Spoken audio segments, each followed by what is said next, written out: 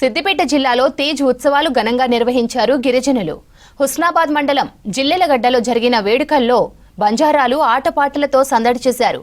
వెదురు బుట్టలో తెచ్చిన గోధుమ నారును పెళ్లికాని యువతులు తలపై పెట్టుకొని ఊరేగింపు నిర్వహించారు.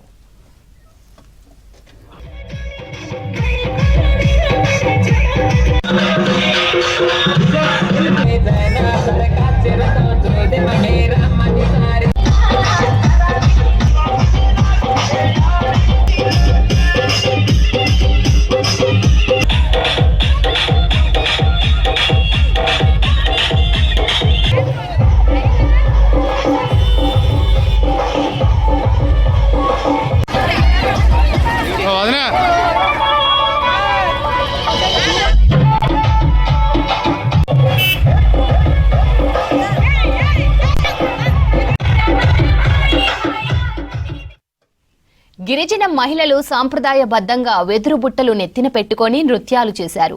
తీజ్ ఉత్సవాల్లో మహిళలు పెద్ద సంఖ్యలో పాల్గొన్నారు. జీవితంలో ఎలాంటి ఆటుపోట్లు ఉండకుండా సాఫీగా సాగాలని మేరమ్మ యాడికి పూజలు చేశారు.